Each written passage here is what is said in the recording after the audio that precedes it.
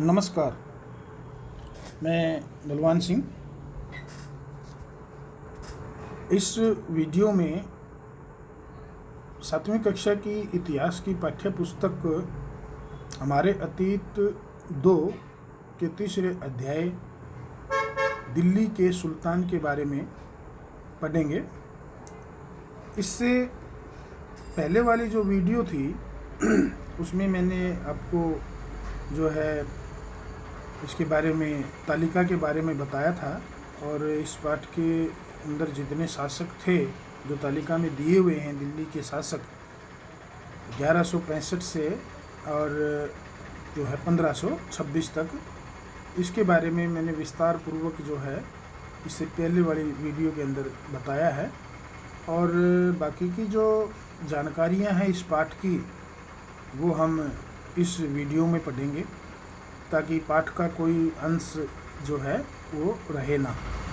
तो शुरू करते हैं। दिल्ली के सुल्तानों के बारे में जानकारी।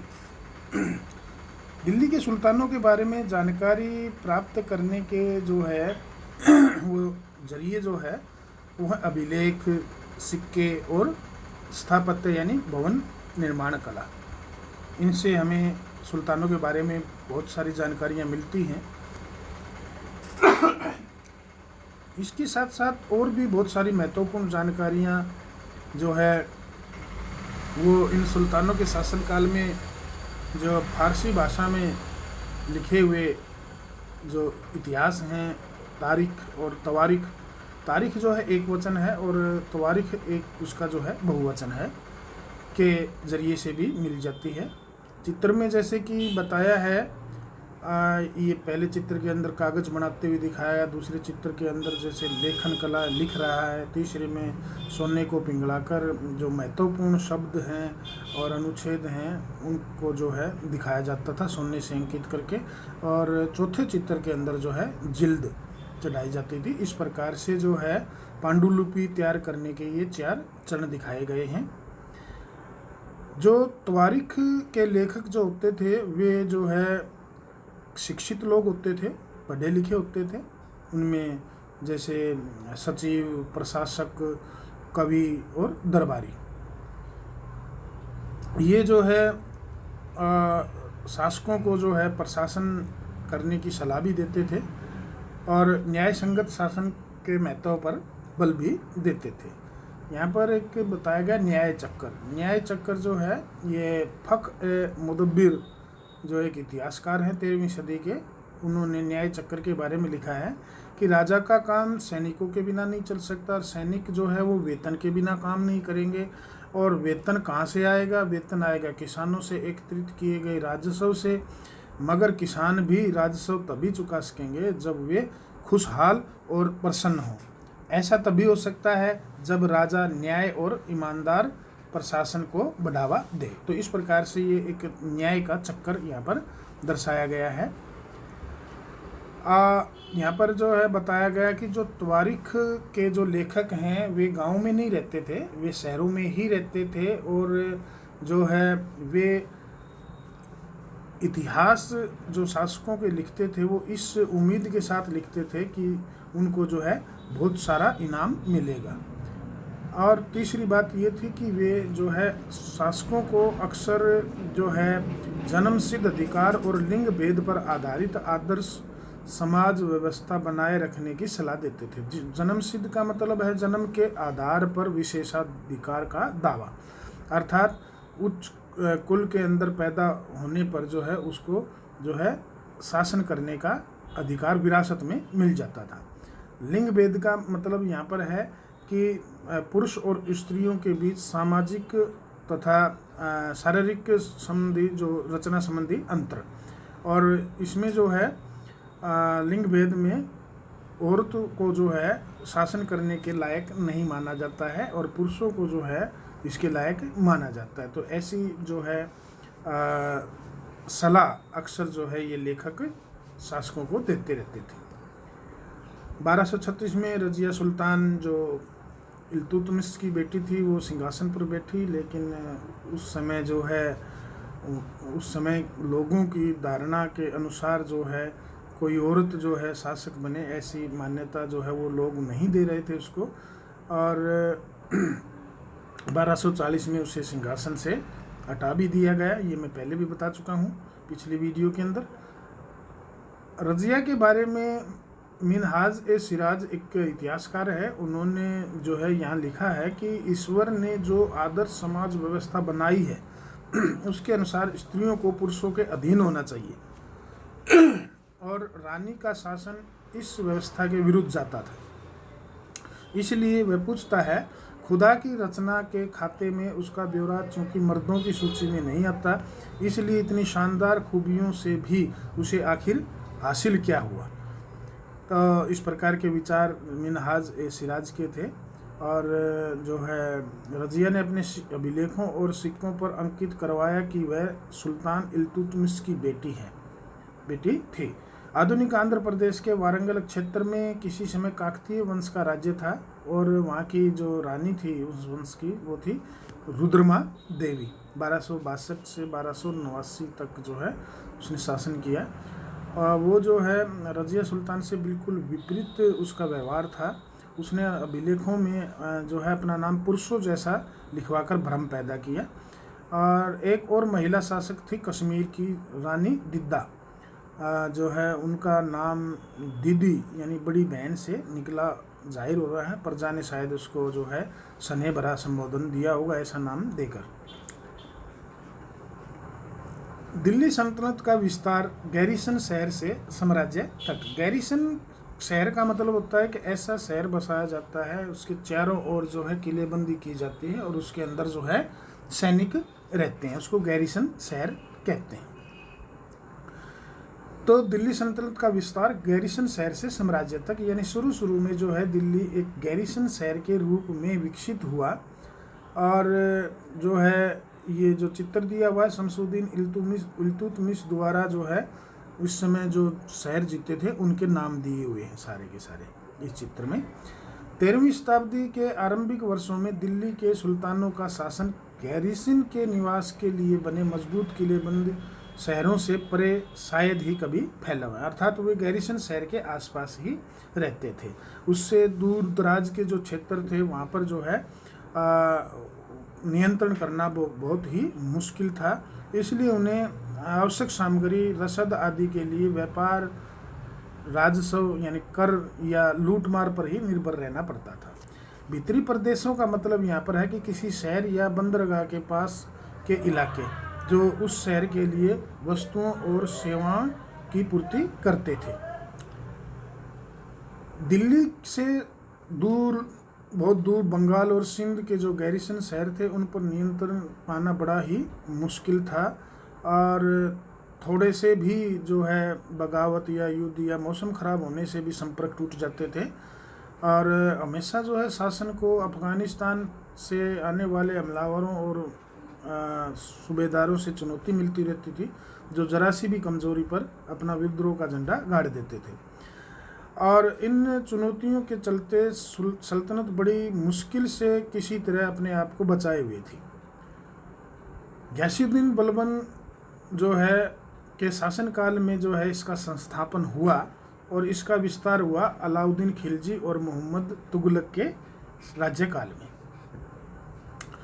सल्तनत की भीतरी सीमाओं में जो अभियान चले उनका लक्ष्य था कि गैरिसन शहर यानी जो सैनिक जहाँ पर रहते थे कि पृष्ठभूमि में स्थित भीतरी क्षेत्रों की स्थिति को मजबूत करना।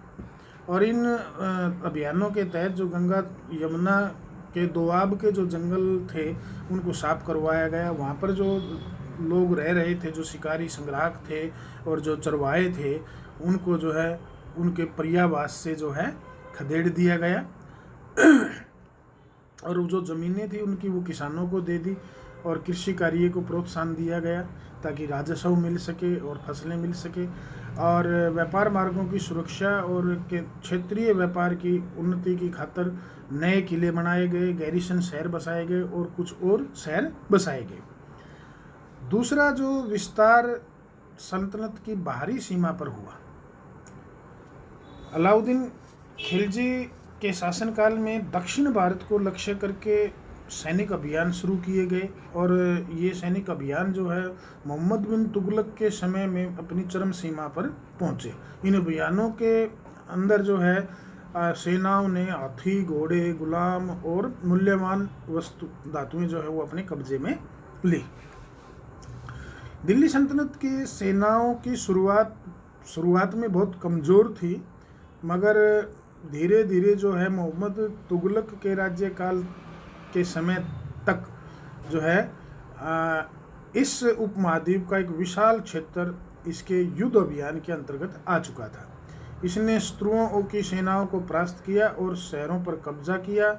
इसके सूबेदार और शासक प्रशासक मुकदमों में फैसले सुनाते थे और साथ ही किसानों से कर वसूल करते थे। लेकिन इतने विशाल क्षेत्र पर इनका नियंत्रण किस सीमा तक और कितना प्रभावी था? यहाँ पर जो है चित्र में अलाउद्दीन खिलजी का जो है दक्षिण भारत अभियान दिखाया गया है। जैसे दिल्ली से ये जो तीर दिखाए गए हैं लाल, तो दिल्ली से जैसे गुजरात है, चित्तौड़ है, रणथंभौर है, और दिल्ली से जैसे कि वारंगल है, दिल्ली से जैसे देवगिरी है, कड़ा है, और इसी प्रकार से काकते, वारंगल, और ये नीचे जो है दिए हुए हैं होयसल, दवार समुद्र, तंजावुर, मदुरई, यहाँ तक जो है सैनिक अभियान जो है चलाए गए थे अलाउद्दीन खिलजी द्वारा। ये एक जो है मस्जिद दिखाई गई है। मस्जिद जो है का मतलब होता है कि जहाँ मुसलमान अल्लाह की आराधना में जो है घुटने और माथा टेक कर सजदा करते हैं, प्रार्थना करते हैं। जामा मस्जिद का मतलब होता है मस्जिद जामी, यानी वह मस्जिद होती जामा मस्जिद जहाँ बहुत सारे मुसलमान इकट्ठे होकर एक साथ नमाज पढ़ते हैं।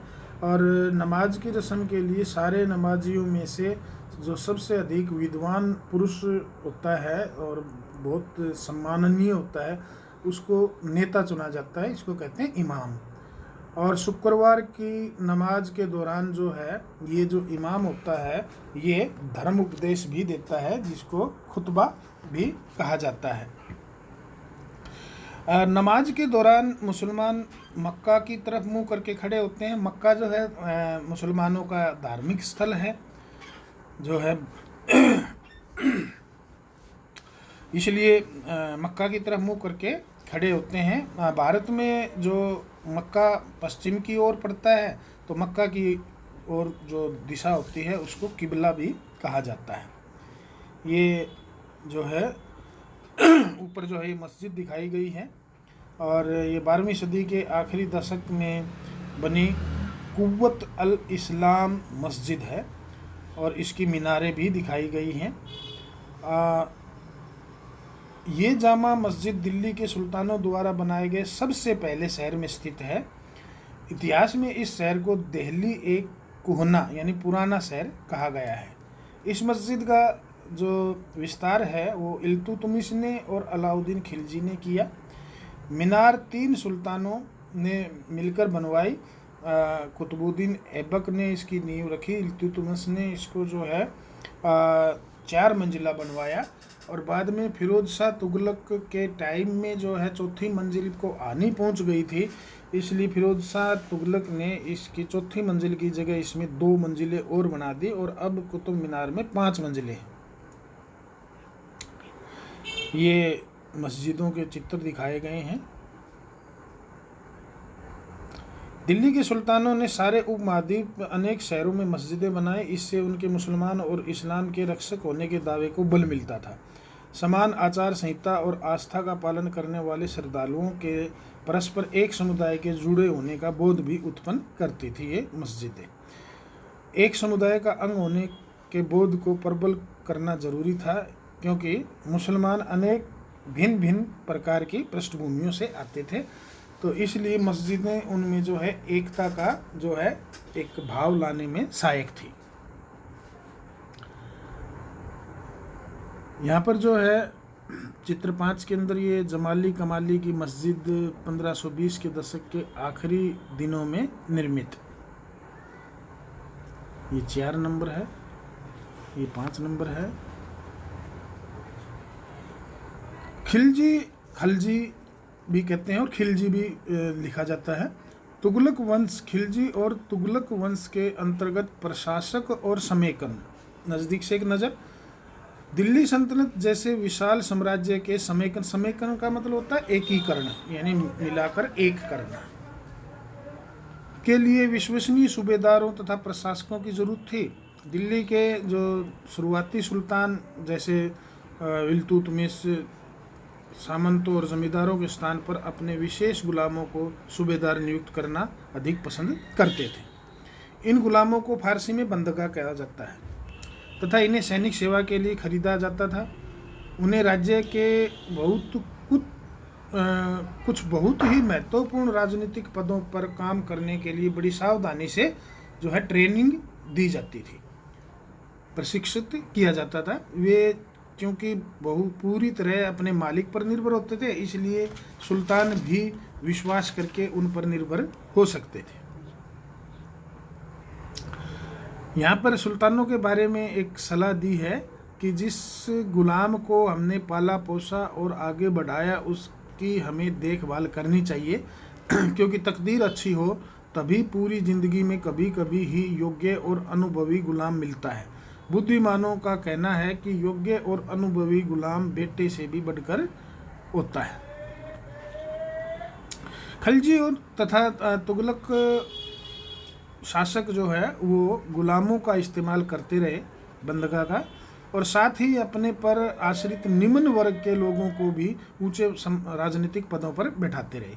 ऐसे लोगों को सेनापति और सूबेदार जैसे पद दिए जाते थे, लेकिन इससे राजनीतिक अस्थिरता भी पैदा होने लगी। राजनीति के अंदर जो है वो एक अस्थिरता उत्पन्न होने लगी।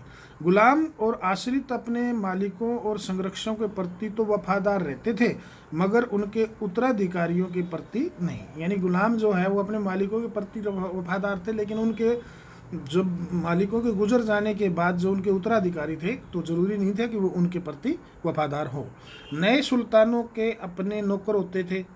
फलस्वरूप किसी नए शासक के सिंहासन पर बैठते ही प्राय नए और पुराने सरदारों के बीच जो टक्कर शुरू हो जाती थी, टकराहट शुरू हो जाती थी, क्योंकि नए सुल्तान जो है वो अपने नए वफादारों को जो है उच्च पदों पर रखते थे और पुराने जो उच्च अधिकारी और जो दरबारी थे उनको बदल दिया जाता था, इसलिए उनमें आपस में टकराव हो जाता था। सुल्तानों द्वारा निचले तबके के लोगों को संरक्षण दिए जाने के कारण जो उच्च वर्ग के कई लोगों को बहुत गहरा धक्का लगता था और फारसी तवारीख के लेखकों ने, तवारीख का मतलब तारीख का बहुवचन होता है, तारीखों, इतिहास, लेखकों ने निचले खानदान के लोगों को ऊंचे पदों पर बैठाने के लिए दिल्ली के सुल्तानों की आलोचना भी की है। यहाँ पर एक बॉक्स दिया है, इसमें सुल्तान मोहम्मद तुगलक के अधिकारी जन के बारे में लिखा है। सुल्तान मोहम्मद तुगलक ने अजीज खुमार नामक कलाल, शराब बनाने और बेचने वाले को कहते हैं कलाल, फिरूज हज्जाम नामक नाई, मनका तब्बाख नामक बावर्ची जो खाना बनाता है, और लड्ढा तथा पीरा नामक मालियों को, माली मतलब जो गार्डनिंग का काम करता है, बाग बगीचों की देखभाल, ऊंचे प्रशासनिक पदों पर बैठाया। 14वीं शताब्दी के मध्य के इतिहासकार जियाउद्दीन बर्नी ने इन नियुक्तियों का उल्लेख सुल्तान के राजनीतिक विवेक के नाश और शासन करने की अक्षमता के उदाहरणों के रूप में किया है। हालांकि इससे पीछे वाली वीडियो में मैंने बताया था मोहम्मद बिन तुगलक के बारे में कि मोहम्मद बिन तुगलक ने जो है बिना किसी पक्षपात के और भेदभाव के जो है उच्च पदों पर योग्य व्यक्तियों को बिठाया था जिनमें योग्यता थी। पहले वाले सुल्तानों की ही तरह खलजी और तुगलक शासकों ने भी सेना नायकों को भिन्न भिन्न आकार के इलाकों के सूबेदार के रूप में नियुक्त किया।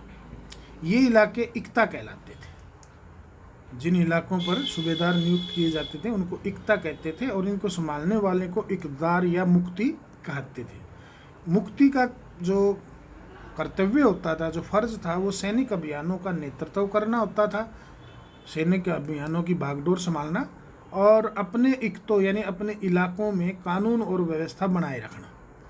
अपनी सैनिक सेवाओं के बदले वेतन के रूप में मुक्ति अपने इलाकों से जो भूमि पर जो भू राजस्व था उसकी वसूली किया करते थे और दूसरे कर जो थे उनकी वसूली करते थे। राजस्व के रूप में मिली रकम से ही वे, राजस्व का मतलब होता है सरकारी खजाना, राजस्व के रूप में जो मिली रकम से ही वे अपने सैनिकों को तनख्वाह देते थे।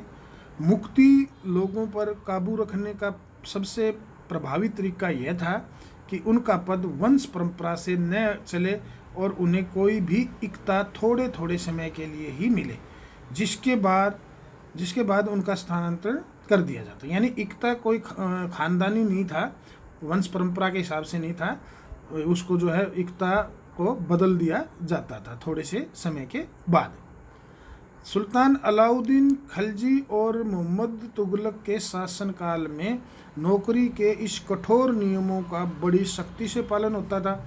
मुक्ति लोगों द्वारा एकत्रित किए गए राजस्व की रकम का हिसाब लेने के लिए राज्य द्वारा लेखाधिकारी नियुक्त किए जाते थे। इस बात का ध्यान रखा जाता था कि मुक्ति राज्य द्वारा निर्धारित कर ही वसूलें और तय संख्या के अनुसार सैनिक रखें।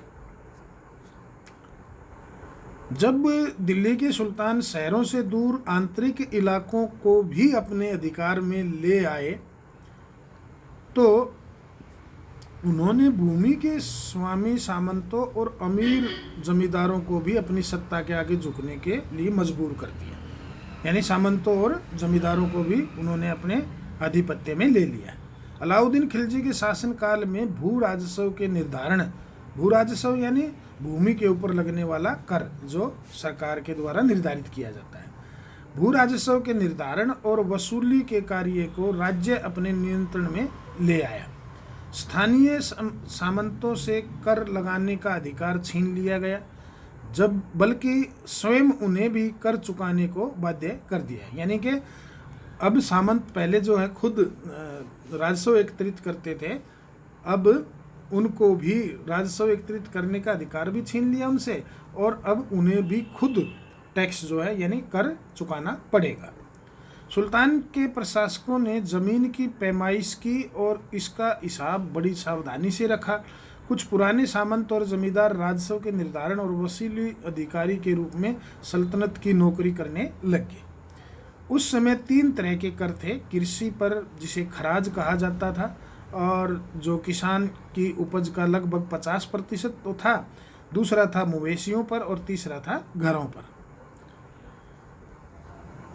ये याद रखना जरूरी है कि इस महाद्वीप का काफ़ी बड़ा हिस्सा दिल्ली के सुल्तानों के अधिकार से बाहर ही था। दिल्ली से बंगाल जैसे सुदूर प्रांतों का नियंत्रण कठिन था और दक्षिण भारत की विजय के तुरंत बाद ही वह पूरा क्षेत्र फिर से स्वतंत्र हो गया था। यहाँ तक कि गंगा के मैदानी इलाके में भी घने जंगलों वाले ऐसे क्षेत्र थे जिनमें बैठने में सुल्तान की सेनाएं अक्षम थी, अर्थात जिनको संभालने में जो है सुल्तान की सेनाएं जो है वो सक्षम नहीं थी। स्थानीय सरदारों ने इन क्षेत्रों में अपना शासन जमा लिया। अलाउद्दीन खिलजी और मोहम्मद तुगलक इन इलाकों पर जोर जबरदस्ती अपना अधिकार जमा तो लेते थे, पर वह अधिकार कुछ ही समय तक चल पाता था। सरदार और उनकी किलेबंदी। अफ्रीकी देश मोरक्को के से 14वीं सदी में आए भारत में यात्री थे जिनका नाम था इब्न बतूता। इनने बताया कि सरदार कभी कभी अब चट्टानी उबड़ खाबड़ पहाड़ी इलाकों में किले बनाकर रहते थे और कभी कभी बांस से के झुरमुटों में। भारत में बांस जो है पोला नहीं होता, पोला का मतलब फोला यानी थोथा नहीं होता, यह बहुत बड़ा होता है। इसके अलग अलग हिस्से आपस में इस तरह से गूंथे होते हैं कि उन पर आग का भी असर नहीं होता और वे कुल मिलाकर बहुत ही मजबूत होते हैं। सरदार इन जंगलों में रहते हैं जो इनके लिए किले की प्राचीर का काम देते हैं। इस दीवार के घेरे में ही उनके मवेशी और फसल रहते हैं।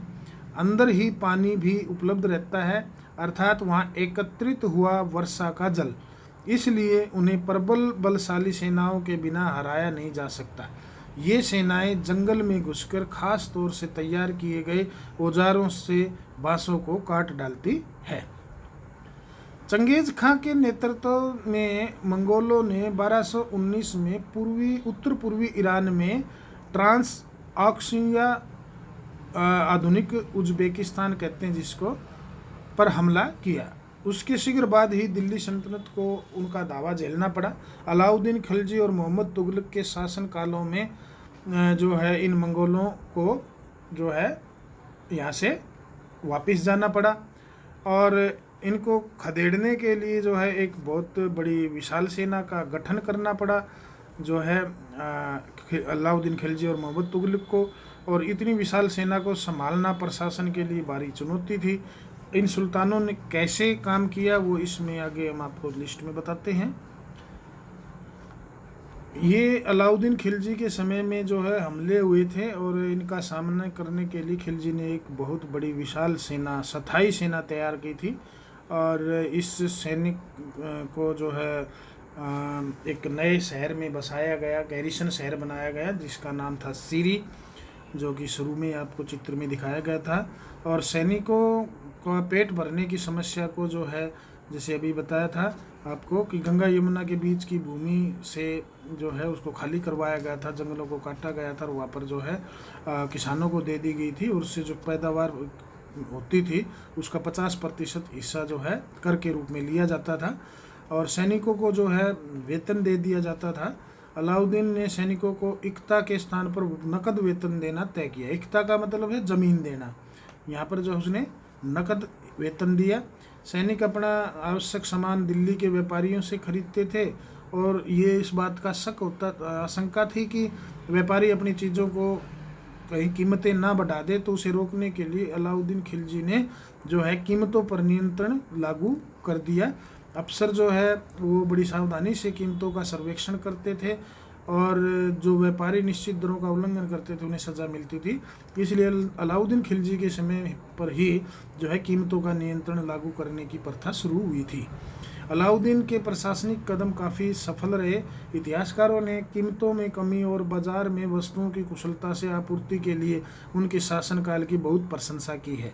मंगोल आक्रमणों के खतरे का भी उसने सफलतापूर्वक सामना किया। और इधर जो है मोहम्मद तुगलक ने जो है अपने किस प्रकार से इंतज़ाम किए, मोहम्मद तुगलक ने भी जो है मंगोल सेनाओं को परास्त किया और जो है एक स्थायी सेना तैयार की। और मोहम्मद तुगलक को अपनी सेना की शक्ति और अपने संसाधनों पर इतना भरोसा था कि उसने ट्रांस ऑक्सियाना पर आक्रमण की भी योजना बना ली थी।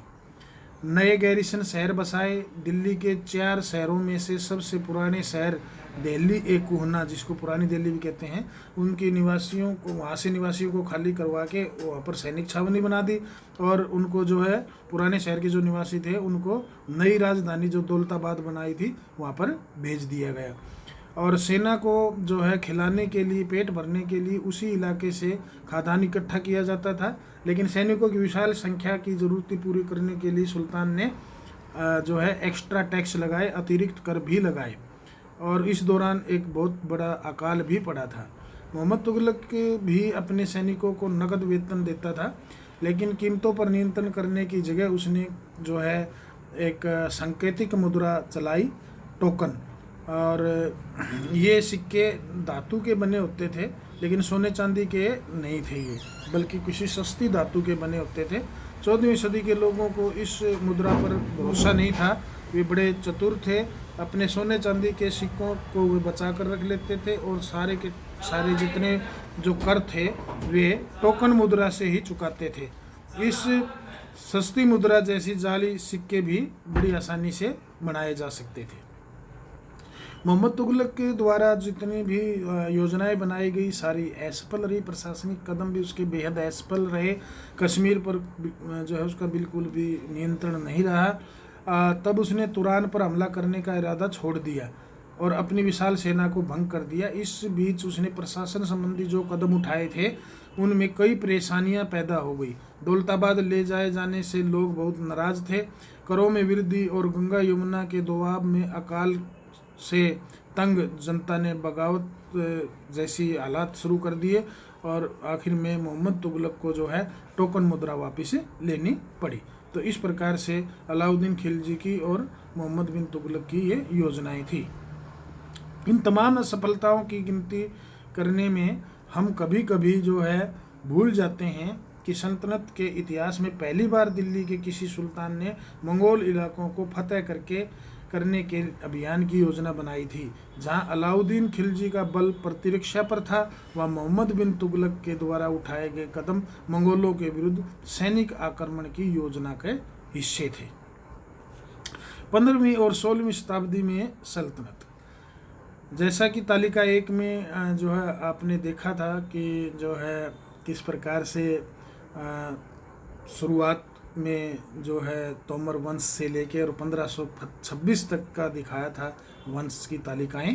तो इसमें जो है तुगलक वंश के बाद 1526 तक दिल्ली पर तथा आगरा पर सैयद तथा लोधी वंशों का राज्य रहा।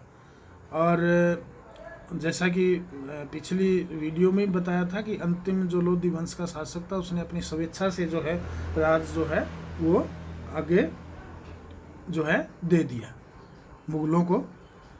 जब तक जौनपुर, बंगाल, मालवा, गुजरात, राजस्थान तथा पूरे दक्षिण भारत में मैंने ये बताया 1526 के अंदर जो शासक अंतिम जो लोधी वंश का शासक जो रहा था वो था जो उनका नाम था इब्राहिम लोधी। और इब्राहिम लोधी को जो है 1526 के अंदर जो है बाबर ने पानीपत के मैदान में हराया था और वहाँ पर जो है इब्राहिम लोधी की मृत्यु हो गई थी। इस प्रकार से जो है दिल्ली पर जो है बाबर का अधिकार हुआ, यानी भारत के अंदर जो है मुगलों का आगमन हुआ। दिल्ली तथा आगरा पर सैयद तथा लोधी वंशों का राज्य रहा। तब तक जौनपुर, बंगाल, मालवा, गुजरात, राजस्थान तथा पूरे दक्षिण भारत में स्वतंत्र शासक उठ खड़े हुए। उनकी राजधानियां समृद्ध थी और राज्य फल फूल रहे थे। इसी काल में अफगान तथा राजपूतों जैसे नए शासक समूह भी उभरे। इस काल में स्थापित राज्यों में से कुछ छोटे तो थे पर शक्तिशाली थे और उनका शासन बहुत ही कुशल तथा सुव्यवस्थित तरीके से चल रहा था। शेरशाह सूरी, जिसने 1540 से 1545 बिहार में अपने चाचा के एक छोटे से इलाके के प्रबंधक के रूप में काम किया, यहाँ से शुरुआत की और फिर आगे चलकर उसने इतनी उन्नति की कि मुगल सम्राट हुमायूं तक को चुनौती दी और परास्त किया। शेरशाह ने दिल्ली पर अधिकार करके स्वयं अपना राजवंश स्थापित किया। सूर वंश ने केवल 15 वर्ष शासन किया, लेकिन इसके प्रशासन ने अलाउद्दीन खिलजी वाले कई तरीकों को अपनाकर उन्हें और भी चुस्त बना दिया। महान सम्राट अकबर ने जब मुगल साम्राज्य को समेकित किया, तो समेकित यानी इकट्ठा करना, तो उसने अपने प्रतिमान के रूप में शेरशाह की प्रशासन व्यवस्था को ही अपनाया था।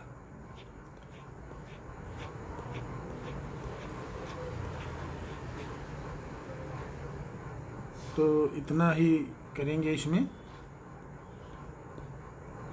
इसको आप अच्छी तरह से देखें और समझें, उसके बाद इसके जो है प्रश्न जो है आप करें।